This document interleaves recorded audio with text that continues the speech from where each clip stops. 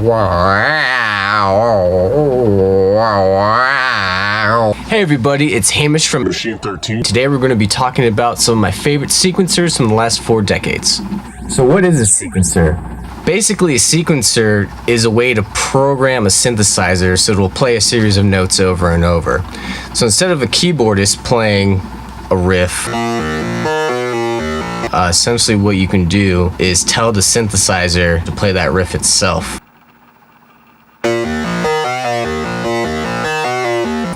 Which is nice because then you can just fire a keyboard player. So this was kind of difficult, picking some of my favorite sequencers from The last 4 decades of music. but I try to distill the list down to kind of like early pioneers to next gen to some stuff from the 90s, stuff from the 2000s, and then something from what's happening now.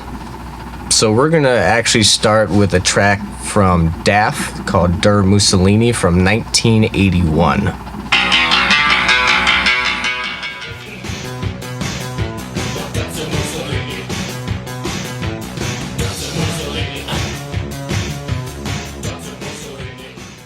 So what's cool about that sequencer, they're actually sliding the whole sequencer up a fifth. We've got 16 notes playing for that little riff. But to kind of get more bang out of their buck, what they've done is they've actually slid the whole sequencer up a fifth, I believe. And so we're going from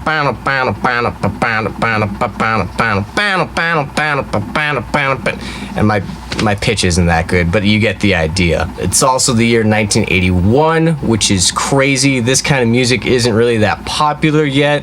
Band itself is incredible because it's so minimal. It is just one drummer, a synthesizer, and a vocalist. It's absolutely incredible. So many different artists and genres of music owe themselves to what Daft was doing in 1981. Super important project and pivotal use of sequencers being used in electro-pop music. For our next sequencer, we're going to move into the year 1987 with a band from England called Nitzer Ebb.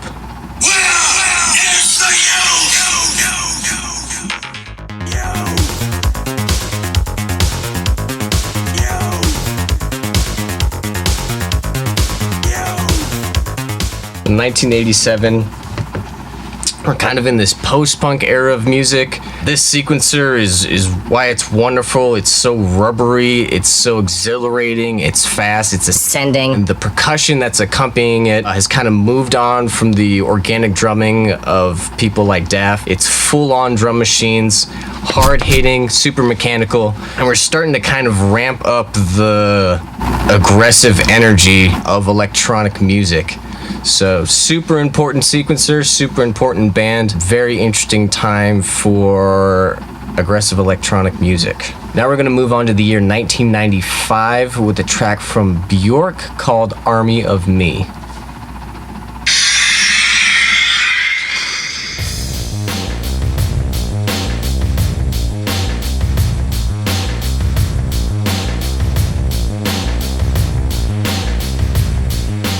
So there's actually a really simple but really cool and effective trick that they're doing on that particular sequencer. At least I think it's what they're doing. So they're taking the filter knob on their synthesizer and they're playing with it as the sequencer is going. So what that does is it takes the frequencies that are being pushed out by the synthesizer and starts to kind of swirl and warp them. So we're kind of going, this is going to look dumb, but it'll get the idea across. That little bass line that's going like wow.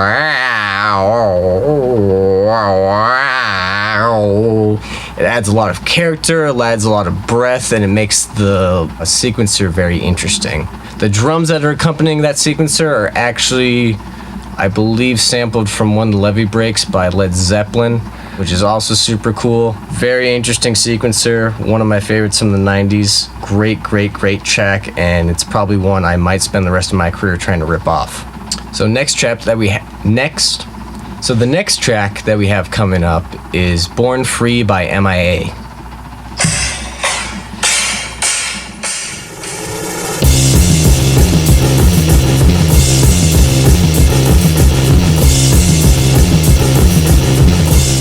So we're actually gonna get two birds stoned once here. To get the sequencer for that track, we actually have to go all the way back to the year 1977 to a band called Suicide, who were a hugely influential project when it comes to developing electro-punk, EBM, aggressive electronic music. Born Free by MIA actually sampled the song called Ghost Rider from Suicide. The sequencer itself is great because it's only 3 notes. It's so minimal, but it delivers so much aggression and power. Really does a great job of scraping the most aggressive sound off of so little. So now we're going to go to the year 2020 with a song by Arca called KLK, which I believe is actually short for Que Lo Que, which is some Venezuelan slang.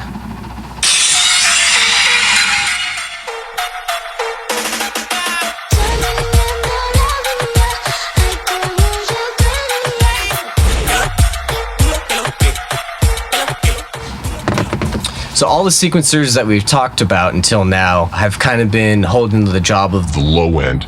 The interesting thing about this sequencer is that it's still rhythmic, but it's actually working in the treble end of the song, which is super cool. And what's also fascinating about the sequencer is the genre of music that it's being used in. It's a reggaeton track, which is based around a dembow rhythm. So boom, cha boom, cha boom, cha boom, cha. But Arca has still been able to kind of use this really aggressive electro-punk sequencer on top of this dembow rhythm, which is fascinating because it's kind of pushing the actual genre itself a little more forward into kind of an experimental realm that it hasn't been in before. So super cool sequencer, super important, I think, or will be viewed as important as reggaeton continues to evolve and expand as a genre. That's my wrap on my favorite sequencers from the last 4 decades. If you enjoyed the content, please like and subscribe. If you enjoyed the music, you might be interested in my personal project, Machine 13.